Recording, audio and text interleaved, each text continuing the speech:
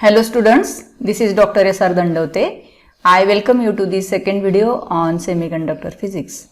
In this video, we are going to discuss about pre-electron theory of metals using which electrical conductivity of metals as well as semiconductors can be obtained. At the end of this lecture, learners will be able to derive expressions for conductivity of metals and semiconductors. Before we derive the desired expressions, it is necessary to go through some basic definitions that describes some electrical properties of materials. So for that purpose, consider one specimen.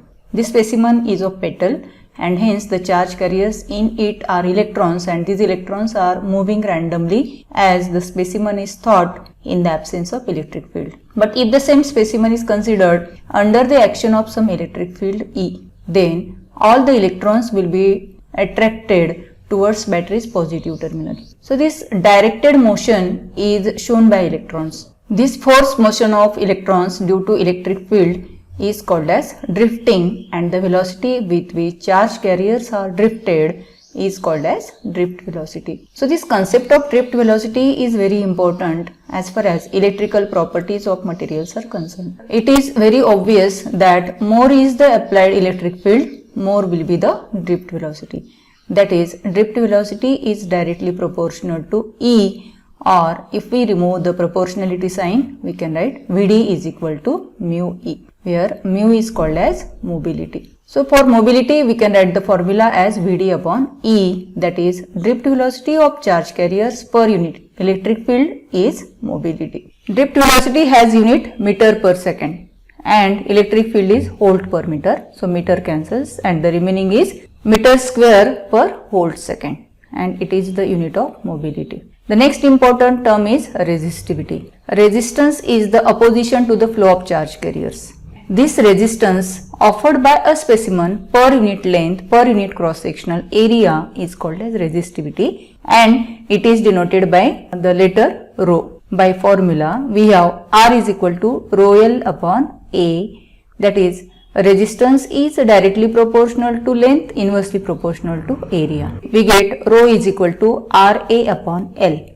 R is expressed in ohm, area in meter square, and length has unit meter. Again 1 meter cancels and we get the unit of resistivity as ohm meter. And the next definition is conductivity, reciprocal of resistivity, denoted by sigma.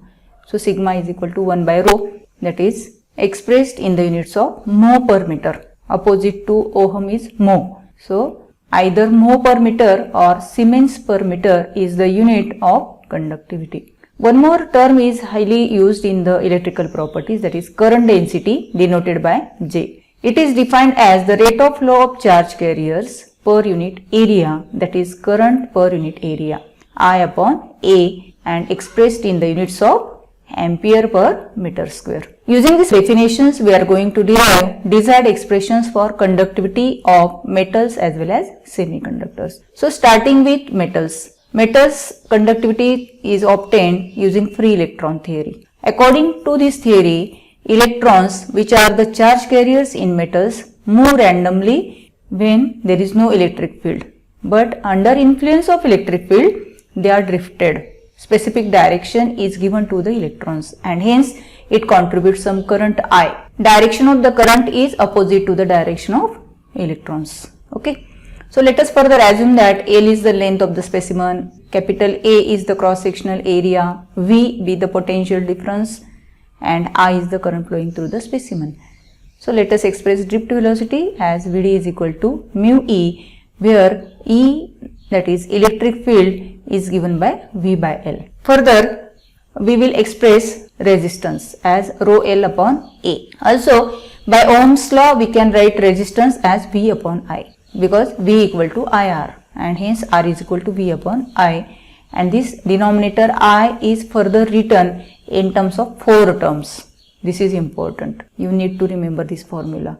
Current is expressed as the product of these 4 terms. What? Ne, that is carrier concentration, multiplied by E, that is charge of the charge carriers, A, area of cross section of the sample, and Vd, that is drift velocity of charge carriers. It is further rewritten by putting the value of Vd in terms of mu e. See here, Vd is equal to mu e, and in this step we have written the value of E. We have substituted the value of E as V by L, right?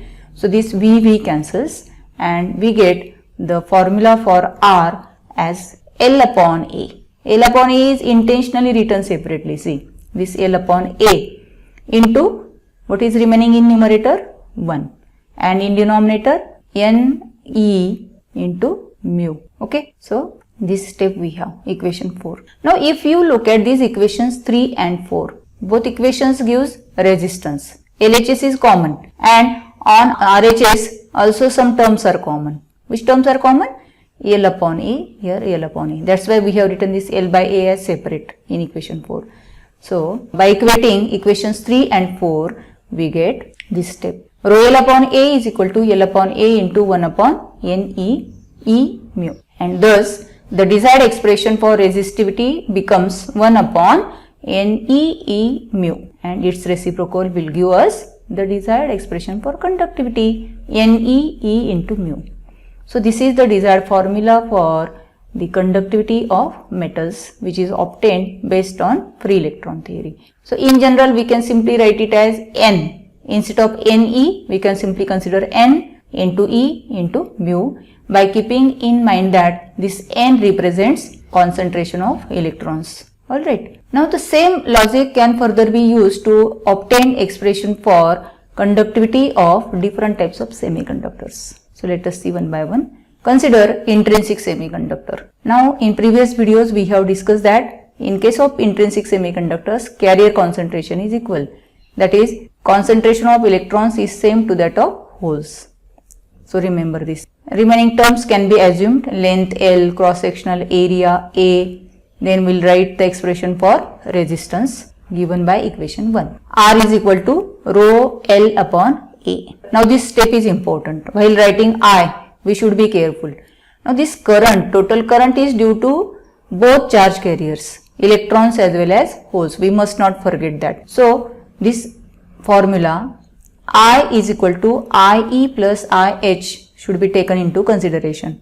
IE is the current due to electrons and IH is the current due to holes. So let us apply again that 4 terms while writing current, and the equation will become like this. NEEA into VE. What is this? This is the current due to electrons, and NHEA into VH is the current due to holes. So in this Ne and this NH represents concentration of electrons and holes respectively.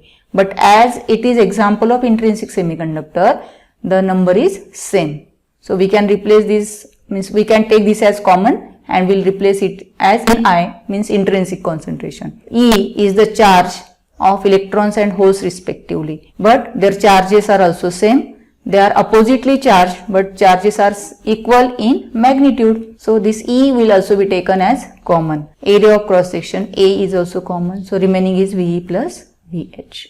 So our next step is I is equal to NIEA VE plus VH. Alright. Now what is done further? We have written this VE, means drift velocity in terms of mobility. See, VE is equal to mu EE and VH is equal to mu H into E. So that's why this E becomes common, is taken outside, and this E is further written as V by L. Alright. Now let us rearrange this equation for V upon I. We have on LHS I and on RHS V is there. So we'll rearrange this entire expression so as to get V upon I. So V upon I becomes L upon this term. You can practice this on paper. Okay. So why it is written like this, V upon I? Because we know that by Ohm's law, V upon I is equal to R. So R is equal to V by I. But V by I is given by this equation, in which L by E is separated. Okay, as usual this L by A is separated, and this remaining terms 1 upon NIE mu E plus mu H is written. Now once again we will equate equations 1 and 2. Look at these two equations. See, this equation is for R.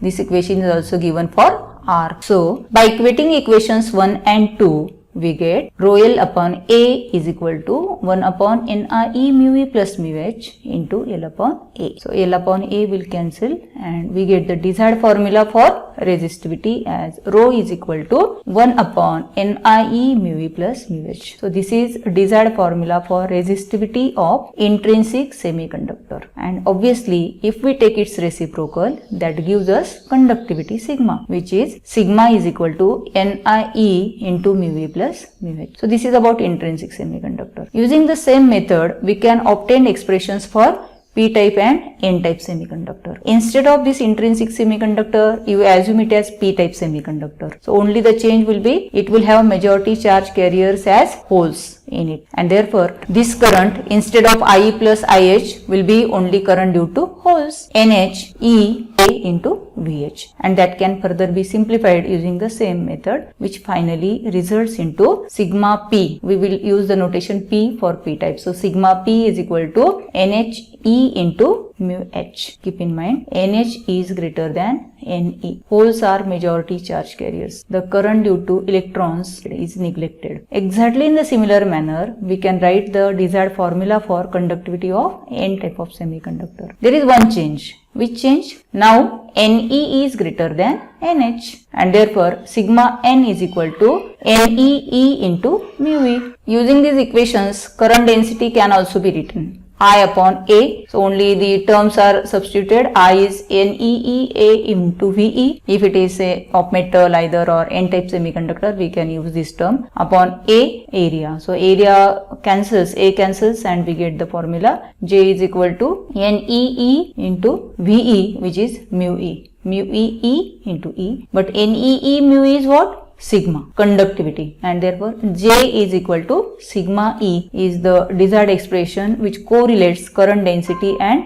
conductivity. So this is how we get the desired expressions for conductivities of metals and different types of semiconductors based on free electron theory of metals. In next video, we will discuss about Hall effect, Hall coefficient and its applications. Thank you.